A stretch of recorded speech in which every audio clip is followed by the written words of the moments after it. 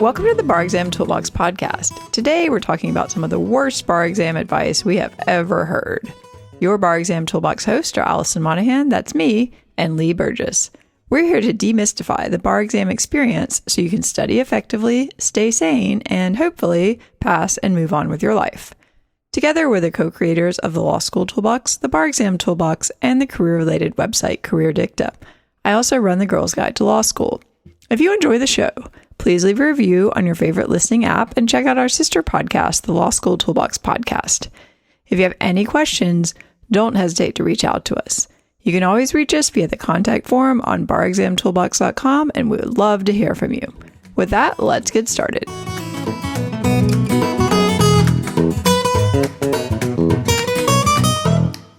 Welcome back to the Bar Exam Toolbox podcast. Today we are talking about some of the worst bar exam advice we've heard.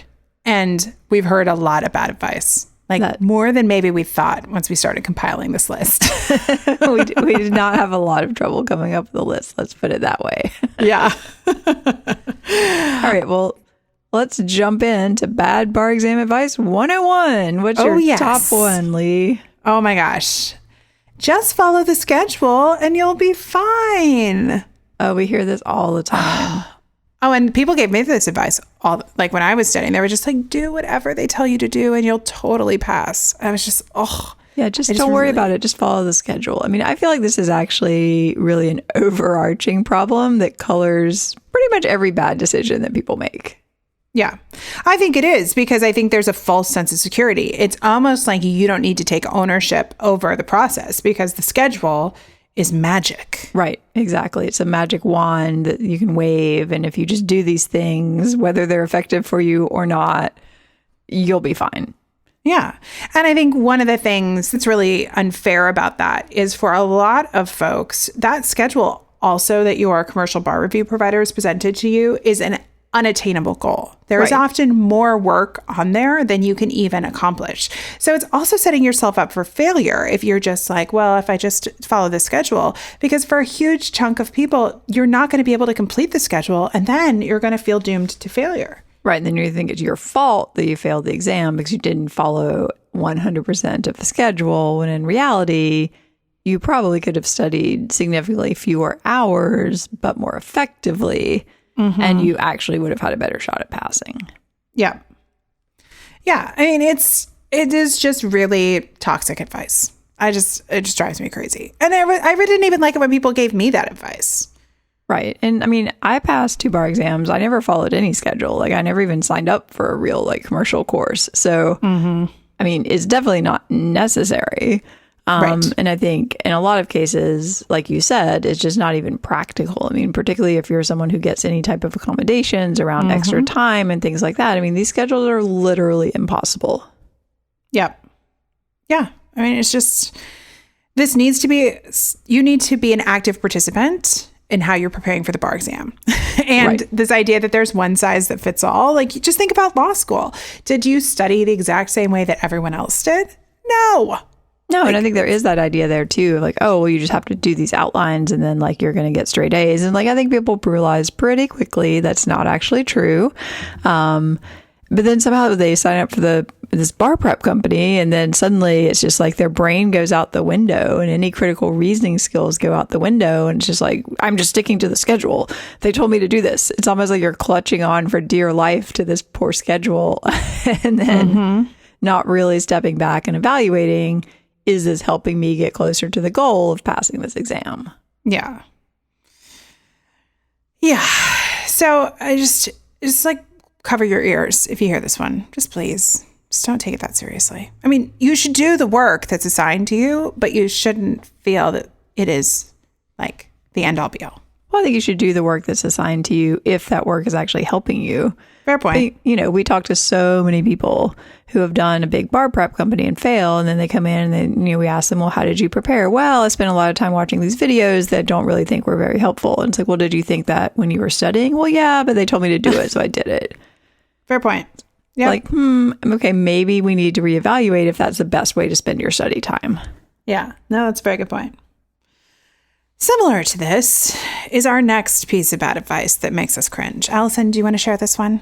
Yeah, and I think this is sort of tied in. You've already kind of alluded to this, that you need to be studying for the bar, 12 hours a day, 7 days a week, 0 breaks. If you take any break, you should definitely feel bad about it. And it will probably be the reason that you fail. I think people truly believe this. Oh, 100%. And I think, we talk to a ton of people. We talk to a ton of people who fail the bar. And it's kind of what we do. That's like what we do. Like a few times a year, we just talk to a lot of really sad, frustrated people. And most of them studied a lot. Yeah, I think that's the thing. When I started this work a long time ago now, I think that I didn't expect the number of people I did that really had given it their all as far as effort and hours. And that it wasn't people just studying for 4 hours a day or just like not really doing work. A lot of the people who fail did put in a ton of work, and a lot of them overstudied. Right. And I think that's something that's not really talked about. I think there's a lot of fear about understudying, but studying 12 hours a day, 7 days a week with no breaks is an unsustainable way to attack this problem. Right. And it's also not necessary, and it's not helpful. I mean, there's tons of brain science that says you really can't seriously focus your brain for more than maybe like 4 to 6 hours a day. Mm-hmm. So if you were just sitting there studying in air quotes, 12 hours a day, like what are you even doing? And you're tired, your brain is not functioning. Like I would rather have people use those, say, 4 to 5, 6 hours a day where they can really do some work and focus and do that hard work versus just sitting there doing kind of passive stuff and not really paying attention, and then refusing to take any breaks to do any refresh of your brain. And also this tends to lead into issues around not sleeping and anxiety and stress and no exercise and bad food. All these things kind of feed on each other because you literally don't have the time to take care of yourself. Mm-hmm. And you can't, you can't sustain an effective study time period for several months when you're behaving like that. It's just not possible. Yeah. I also think one of the things that a lot of people don't talk about is what sleep deprivation does and what schedules like this lead to as far as sleep deprivation is concerned. I was talking to a mom friend yesterday who has a new baby. She is an incredibly successful, high-functioning person. And she was talking about all the things that she is forgetting to do, and like leaving her keys weird places, like not finishing tasks, all due to sleep deprivation. And we have seen some of these study schedules where people start to really cut down their sleep to work these crazy hours. And sleep deprivation, take it from me, mom of 2 kids who does not have great sleepers, that it starts to make you crazy and you don't have literally can't cognitively function at a high level, like at all. And you have to be very honest about that. And so if you are stealing from your sleep to do this crazy schedule, that it's just working against yourself. You're not going to be able to get where you need to be. Well, and also, it becomes this vicious cycle where because you're tired, you're not able to focus and get through things. And so then you have to end up studying even more, and then it's 10 or 11 o'clock at night and you're trying to just fall asleep. And of course, your brain is still plowing through all this information. I mean, this happened to me my first year of law school during exams. Like I blocked out 8 hours to sleep, but I wasn't able to fall asleep for 4 hours. Yeah. So I was operating on 4 hours of sleep for weeks at a time, and it made me crazy. Yeah, it's not good. And so often, more often than I think I expected when I just began in this work, when somebody is struggling with retention or is starting to see weird patterns of improvement, like they were improving a lot, but then their improvement cratered, things like that. Like one of our first questions is, are you sleeping? Are you overly stressed out? It's almost like not about the studying. It's always about the things outside the studying. It's really about what does your emotional state look like right now? Yeah. Because, your brain can't process information unless you're relatively relaxed and relatively well fed and, you've got enough sleep. Like otherwise it would literally in one ear and out the other. The time you're spending is time that's wasted. Yeah. I mean, it is really fascinating. It's gotten to the point now, as I feel like I've become an expert in sleep deprivation over the last 7 years of my parenthood journey. But it was funny that, my kids are older now and they sleep pretty well. But my almost 3-year-old is having busy toddler brain, which happens to the point where she was creepily staring at me in the middle of the night. I had brought her to bed and I like opened my eyes and she was just staring at me intently in bed. I mean, she's adorable, but that's not cute, man. At like 3 o'clock in the morning. That's like something out of a horror movie. I know. It really was a little, I was like, what are you doing, sweet girl?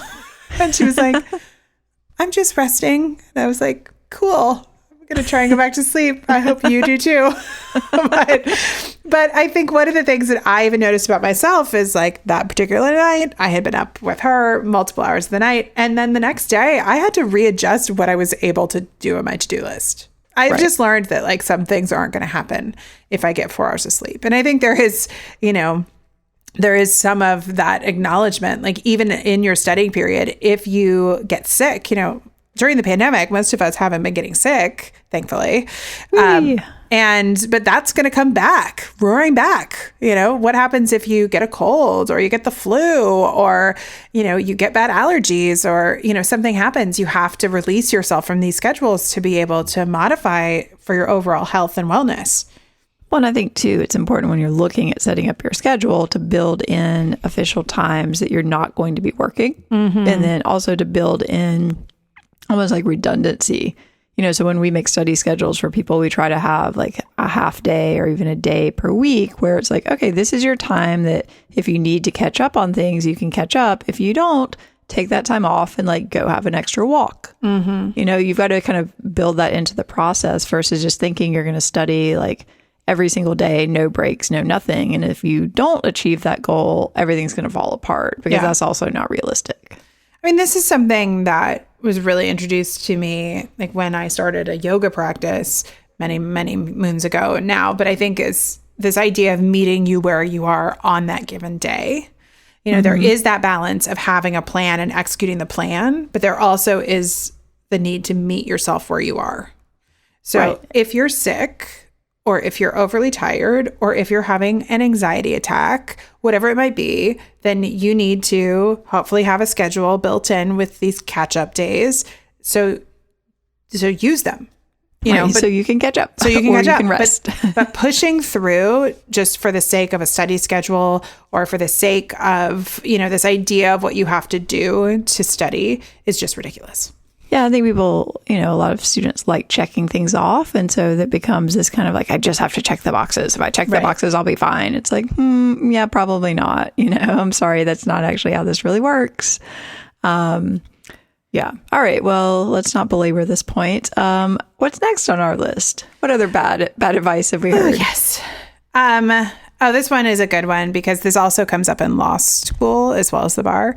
But you have to know the law before you can practice. Oh, I love that. Oh, yes. I hear this so much. You talk to someone who's like halfway through their preparation period and then you're just like, how are your practice exams going? It's like, you have done something, right? Yeah. Like, well, no, I'm still studying the material. Yeah. I mean, it is super common. It's super common in the law school space too. And maybe some of you listening made this mistake in law school where you delayed doing practice because you felt like you were still learning material. I mean, open book practice is still valuable practice. It's analysis. Legal analysis is the part of the exam that gives you the most points. And that doesn't actually have anything to do with memorization. That has to do with understanding how law is applied and arguing facts. And you can do that with an outline sitting next to you. You don't get to wait until it's all memorized. Right. I think, there are two reasons that you want to practice early. One is that it helps you kind of test your understanding. Even with an open book outline, can you do this practice question? If not, that's a different problem. It also helps you figure out what you don't know. And you need to practice writing in the style that they're looking for. Or if you're doing MBE questions, obviously you need to practice those. Seems obvious. I don't know. And with the MBE, a lot of how you learn the material is really through repetition and seeing those questions and those type of questions again and again. So it's not that there's a separate learning and then practicing. These are the same.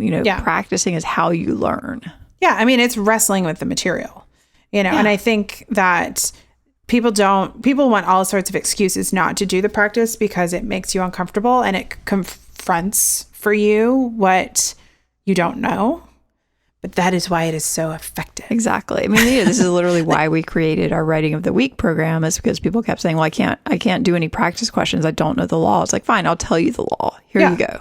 Yep. Now you do your outline. Now you do your question. Yeah. So, I think it's a hard hump to get over, but you really have to force yourself to do as much practice early as possible, even if it's not in the exam format, because you're going to get better and better. And as you get closer and closer, then you start doing closed book. Then you start doing time conditions. You don't have to do those up front. Yeah. And I think, married to this idea is this idea of when you're supposed to be memorizing, which is our next piece of bad advice. Oh, I love this too. I know. I love all these. They're all so bad. I know. Which is wait until the end to memorize anything, especially the final 2 weeks. A lot of the commercial bar programs tell you that. Memorize everything in the final 2 weeks. That's really terrible advice. It's terrible advice. For so many reasons. Yeah. For so many. First of all, the volume of information, it cannot be memorized by most people in the last 2 weeks. And there's no need to. You want some of this stuff in your long-term memory. Like you want some of this law to feel second nature. Like there is sure, you're going to continue drilling towards the end, but there is no reason why you shouldn't be learning throughout the preparation period. It is just such a waste of study time if you're not also trying to learn things too. Yeah, I mean, spaced repetition, you can't just sit down. The idea just boggles my mind. It'd be like the idea that I'm just going to sit down and learn Spanish in like 2 weeks and just memorize all the words. It's like, that's not how this works. No. No. I mean, it takes a lot of repetition, and you just can't have all of this stuff in your short-term memory. That's not how our brains work. Like it's just right. And you need to understand a lot of it. This isn't just, memorizing lists of items. This is about understanding how it functions. So sure, maybe you have certain areas of the law that you have to drill, maybe it's, a 4-prong test and things like that. But you need a list of hearsay exceptions. Yeah. I mean, there's stuff like that at the end that if you want to continue to drill. But these big things like these larger attack plans, all of that should be in your head. All of it. And right, if you do it, you have to be. Oh, and I was just going to say, if you do it early, it just lightens the load at the end.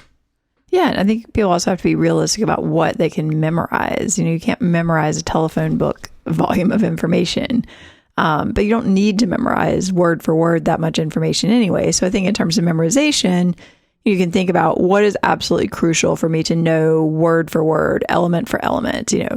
For example, like if an evidence question on hearsay comes up, obviously you need to know that rule. It's not optional. But then there are these other things that you may not need to know word for word. So like, don't even bother trying to memorize them. So something like the Smart Bar Prep outlines can be really useful here because they show you like what are the highly tested things that you probably do need to focus on word for word memorization versus what are the things that maybe occasionally come up that if you understand they exist, you can probably do fine on a part of a question. Mm-hmm. Yeah. You just, people don't want to memorize this stuff, but you just have to. So just to continue, if you just continue to do it, just continue chipping away at it, it's going to lighten the load the closer you get. Right. And a lot of the memorization really happens in using the material. Once you've done a hypo and you've gotten something wrong, you're probably going to remember that better than if you had never done that practice to begin with. Yeah. All right. That one just really gets me. I just can't stand that one. And then people really push back, but they're like, but there's no way to memorize it throughout. It's like, yes, this is what you do. Learn it. It's like created quizzes. People can do this for themselves. Take the most heavily tested rules in a given topic, like write them down, try to write them again word for word. Mm-hmm. That's the quiz. Done. Yeah, done. All right. What's our next favorite bad advice? This is almost stressful. I'm saying going through this because I'm just like, all this stuff like makes me cringe. Like, don't do any of this. I know. Well, another one that I hear a lot, and it's kind of related, these two things. A, that you don't need to do timed practice questions or closed book practice, and or that it's fine to just outline the essays and the PTs. You don't really need to write them out. I know. All these make me want to just like scream. I know. Scream into the abyss. Yeah, no, this is terrible. So first of all, it is a timed closed book exam. So you should you have to write an answer to. That you have to write an answer to and take like multiple choice questions in. And so therefore you should do practice timed and closed book. I think there are so many things wrong here. So many. So let's start with some. So one, you always have to practice for the test that you have to take. So at some point, your practice needs to mimic the actual exam. That should be kind of a no-brainer. But then I think there's another level of this, which I really think is tied to self-indulgence and what people do to feel better about themselves in this process, which is they will say, oh, well, I will spend 2 hours writing this essay, but it's going to be perfect. So I can know what a perfect essay is going to look like. To show I can do it. To show I can do it. And it's like, that's cool. No one cares. Like literally no one. That time. Like not even our tutors care. Like, because why would you pay us to evaluate your work that you spent 2 hours on that you could not replicate in 1 hour or even close to it? And we're not saying that you never, like at the very beginning, that you can't do things that take longer. I mean, in the beginning, like MBE questions, for example, I don't ask people to do them under time conditions because they're not at that point yet. Yeah. But they need to get to that point pretty quickly where they are doing them under time conditions. Yeah. The other thing too is like, what is some extended time? Like I would say that double the time that you're allowed is maybe almost never a good idea, even in the beginning, because then it makes the 1 hour or the 30 minutes, whatever test you're studying for, seem practically impossible. I mean, if you want to give yourself an extra 15, 20, another a 25%, 50% longer, I think that you can come back from and continue to chip down. But I do think this idea of spending like double the time, it is just very hard to come back from that and appreciate how little time that you have. So I think it's hard to appreciate how little you actually may need to do. True. Like if you're diving deeply into every possible thing that you ever could think about on this 30-minute MEE, it's like, that's not the point of this question. It's a 30-minute question. Like you have to hit the high points, you have to write clearly, and then you have to get out and move to the next one. Yeah. So if you spend 2 hours on that and write like an entire law review article on this, it's like, that's not the point of this exercise. Yeah. Yeah. I mean, you've got to just remember like what you're doing with your time. We find this with the performance test too. It's like, oh, well, I did a great performance test, but I did it in 3 hours. It's like they don't give that exam anymore. It's 90 minutes now. I know. I'm just like, that's cool. I'm not going to read that.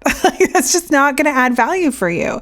Now, if it takes you 15 minutes longer, you can come up with strategies to cut down your time by 15 minutes. But an extra hour, you just can't come back from that. It's a terrible idea. Don't do it. It's so self-indulgent. And it really just sets yourself up for always feeling like you never have enough time. Right.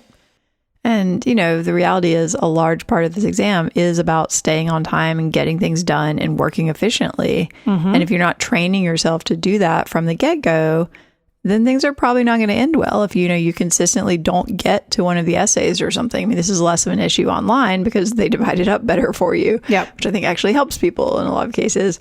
But, if they just give you 3 hours and you have to do something with that time, you need to make sure that you're doing things at a scale that's at least in the ballpark of what they're looking for. Yep, exactly. Yeah, this one really gets me. And I mean, we have battled students on this too.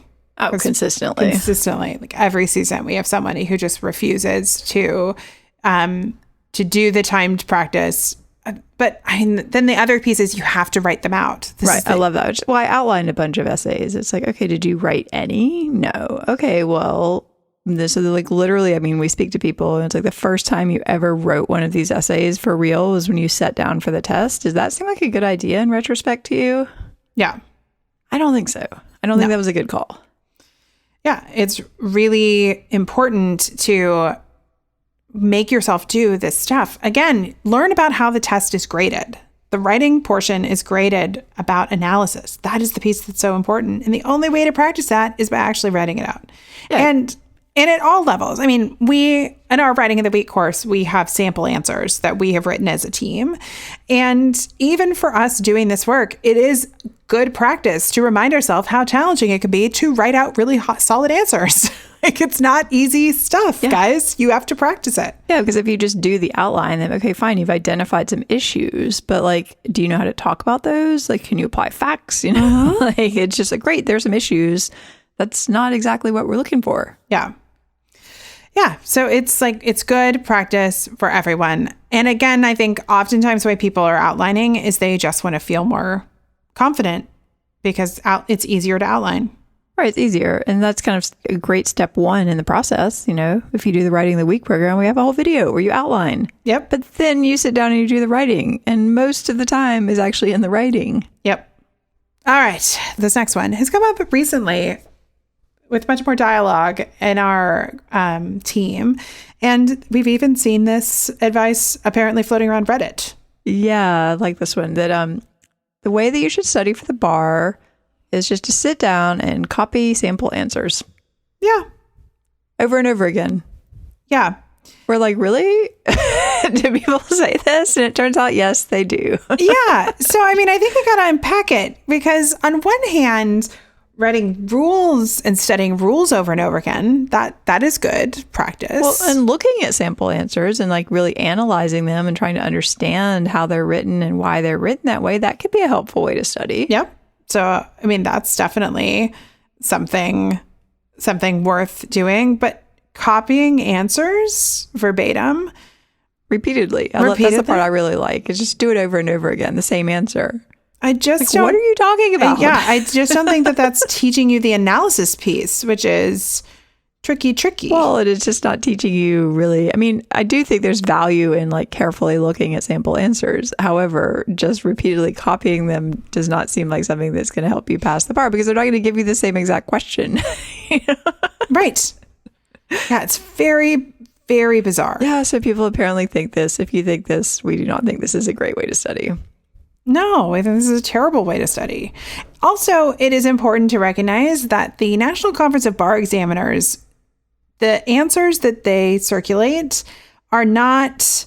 They're not answers. They're not answers. They're these like score sheets that kind of discuss the answers. So if you are writing those out over and over again, that's not even an answer that is possible to do in the time allowed. No, it has like citations. It's basically like a discourse on the answer. I mean, I think certain states put out actual answers, but right. I mean, I think you have to be aware of too. I mean, California puts out answers. They're student answers. You don't even know if they're right half the time. It's true. Sometimes the answers conflict with each other. They always present two. Yeah, they give you two. Like sometimes there's some overlap, sometimes there's not. You know, like these are not like something that's made by, you know, like your professor. These are just like something someone happened to write that may or may not be correct. Yeah, they just were really, really high scoring.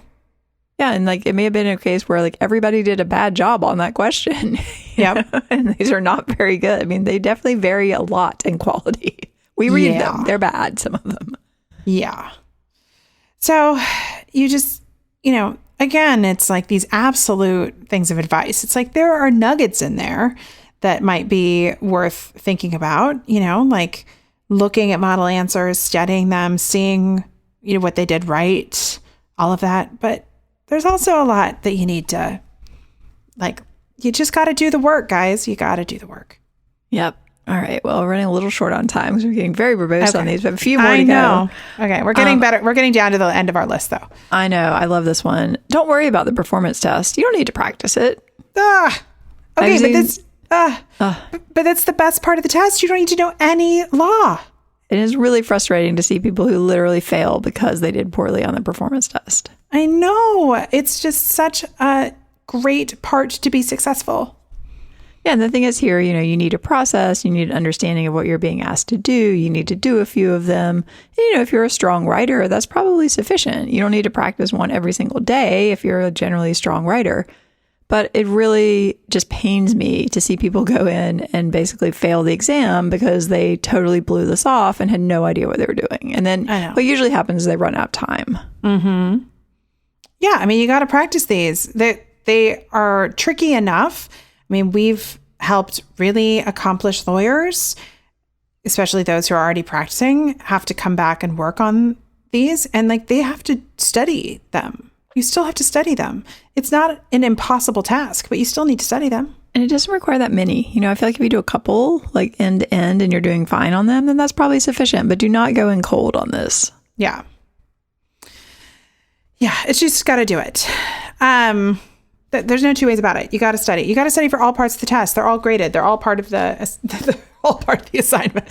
Exactly. You cannot go in cold on one and just be like, oh, I'm sure it'll be fine. Yeah. I'm a good writer. Because you're just not going to be very efficient and you're not going to have a process. You're not going to know what to read first or like how to keep track of anything. And it's not rocket science, but it's also not something you can totally blow off. And it's just very painful when that ends up being the reason that you fail the test. Yep. All right. Our last one on this list. If you don't know every detail of the law, you will definitely fail. Yeah. We hear this a lot. And I think people do believe that. I think they do. Yeah. It's like, if I don't know every nuance of every nuance and every exception to the exception, there's no way I'm going to pass this test. The reality is, it is a test of basic competency, and there are certain things that you do need to know very well. However, you don't need to know everything at that level, and it's basically impossible. And so I think a lot of the people who fail have basically overstudied, trying to learn, all these things tie together, trying to learn every detail. They think they can't practice until they know every detail. And then they get to the end and they haven't done any practice questions, certainly not under time conditions. And they don't actually have not really learned a lot of stuff. That's kind of what happens. Yeah.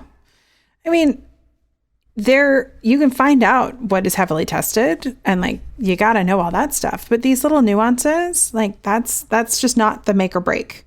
You got to let stuff go. And people go down into these rabbit holes where they this one area of the law that they just don't understand and it's not very heavily tested. And they spend a whole day studying this nuanced law. And that is a bad waste of time. So please don't do that. Yeah, what I like is when people get so obsessed with the way that the elements are laid out that they start comparing, multiple different sources. And this outline has 4 elements, and this outline has 5, and this outline has 4.5 because they split it differently. Which one am I supposed to know? Right. And then it's this doesn't matter. This is not important. No, or one source uses this one word, but the other source uses this word. So which is the word? It's then there's clearly not a word. So move on. Right. It could be either. If you've got the concept and you describe it one way or the other and it's relevant to the question, you'll be fine. Yeah, go for it. Yeah, they're not gonna ding you because you used word A instead of word B if you're talking about the same thing. Yeah. Yeah. All right. Well, now that we've talked a lot about what not to do, I feel like we just need to take a sage or something. I know. Let's take a minute to talk about, in kind of summary, what we think people should be doing. So basically, you got to have a realistic schedule. We've talked about this a lot, kind of through a lot of these kind of notes of bad advice, but you got to be realistic. You got to be honest with yourself.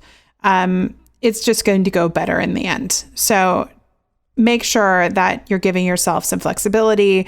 Make sure that you're listening to yourself about what you need based on your skill set.